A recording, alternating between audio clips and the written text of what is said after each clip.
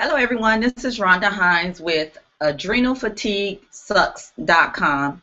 I'm just going to quickly go through 5 inexpensive ways to help adrenal fatigue. And I have notes here because if you have adrenal fatigue like I do, then it's difficult focusing. And I took some notes so I can stick on track to what it is I want to share with you today. So if you're here, this is not about whining and complaining about adrenal fatigue. I'm here because I was diagnosed with adrenal fatigue 3 years ago, January 2011, and it sucks. But I wanted to find a way to help people like ourselves if we're dealing with adrenal fatigue and maybe have never heard of it because or may have been misdiagnosed with it and been getting treating for other things, or just something's just not right and you're not sure what it is. I suffered with what I believe maybe 10 to 13 years before I was actually diagnosed, because they could never find anything wrong with me at the doctors through testing and everything. Wanted to put me on depression medication. I wasn't depressed, but I knew something wasn't right. And that's when I just started with changing my diet and doing health things. And I think that's really what kept me from crashing, because I had already started a course in changing my diet and just trying to make myself feel better. But today we're going to just quickly go over 5 inexpensive ways to help with your adrenal fatigue. So the first thing I want to talk about is lifestyle. Figure out what's important to you. What is really important to you? Why are you doing the things that you're doing? A lot of us get caught on the rat wheel, just going from just trying to keep a roof over our head, going to work every day, getting our kids to school, getting our family situated, and everything like that. But then we do other things because other folks are doing them. We're trying to keep up with the Joneses. So you really have to do some self-evaluation and think about what's really important, your health or running yourself into the ground. And that's a decision only you can make. If you have a family and you want to be there for them, then you need to make a decision on the best way to be there for them and what's really important. And I can't tell you what that is. You have to figure that out for yourself. So the first thing I say is lifestyle.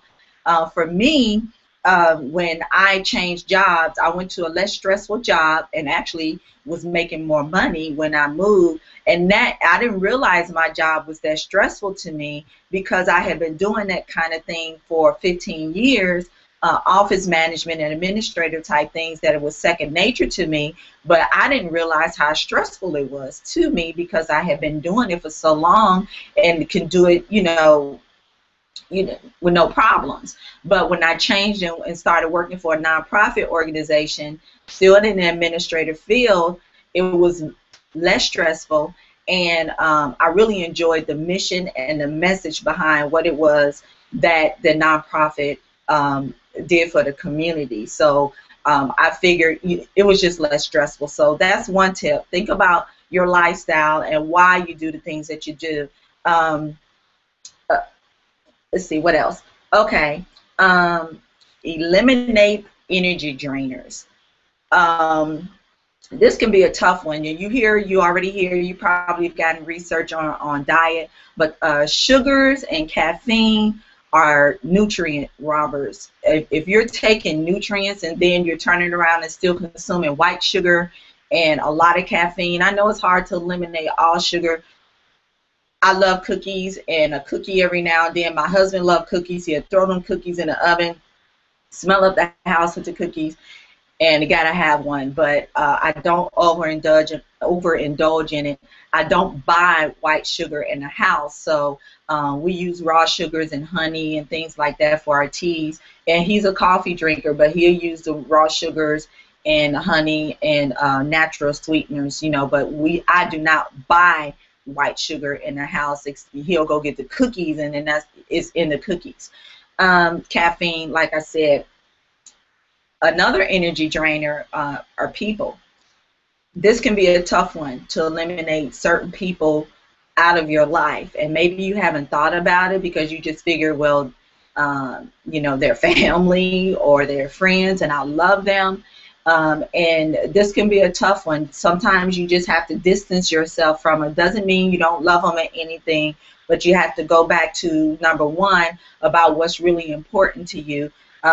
These people can be sucking the life out of you and you may not even be aware of it. If you got people around you that complain all the time, that are needy, it's sucking the life out of you, believe it or not. And that leads up to my next one, tip number 3, and just say no. You might be, a lot of people that suffer from adrenal fatigue do a lot, not in life. They're always the go-to person. People always come to them for help, and things like that. So sometimes you have to learn to say no. It doesn't mean that you don't care about their situation. Maybe I can help you in another way that's not going to take more of my energy and my time. Maybe you can do that. And sometimes you just have to say no, because people will figure it out. Life goes on, even if you don't help. Even saying no to your children sometimes, because sometimes they want things. Kids want the newest toy, they want the newest game, and it costs money. And if you're stressing already in your life about money and finances, then that is adding more stress, even your own children. So you just have to learn to say no. And I know that's not an easy one. Let's see.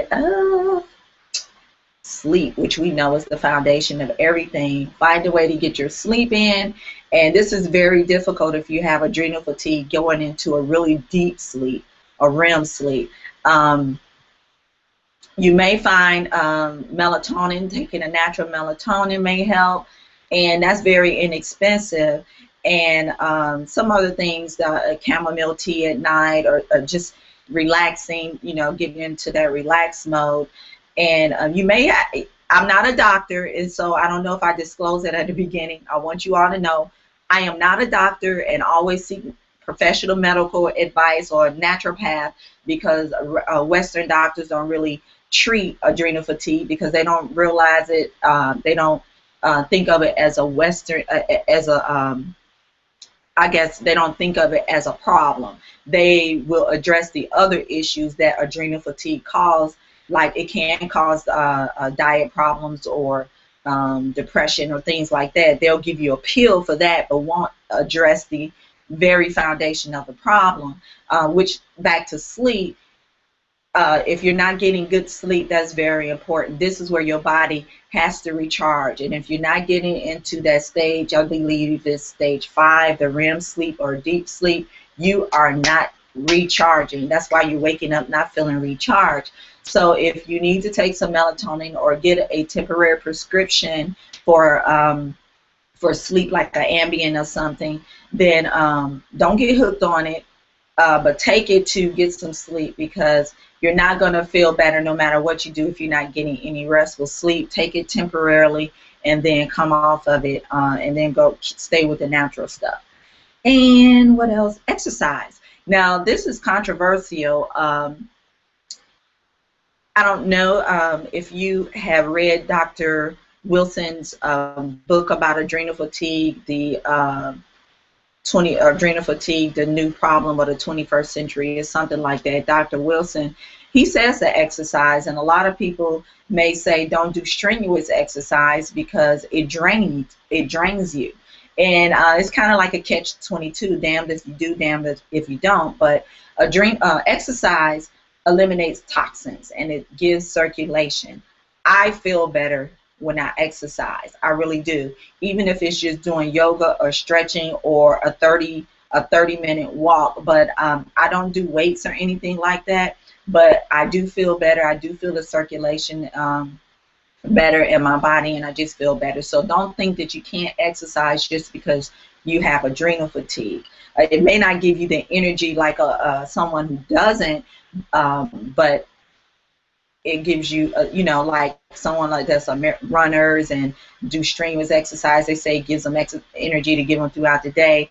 That never worked for me. I actually would crash if I did real hard exercises. But you have to get that circulation going. And I don't know how many I said. So I said saying no, finding time. Oh, finding time to yourself. Um, Even if it's just 15 minutes, you say, well, I have no time. I have no time. I got kids. I got blah, blah, blah, whatever. Find the time to do it. I found, even in traffic, I find myself really stressed out. My shoulders are up here when I'm in traffic, and when I'm at a stoplight, I have to remember to breathe and relax my shoulders. Even doing that is better.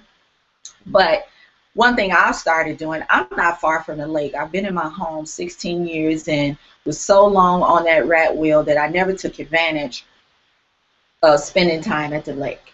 I can go up there 15 to 30 minutes and just sit there on the way home from something or going somewhere around running errands and just take the time to just sit there. So whatever it is for you that helps you relax, whether it's listening to a meditation tape or some music or a bath. A lot of us are so in a hurry that we don't even take baths anymore. Take a bath and find that time to relax. It's very important to do that.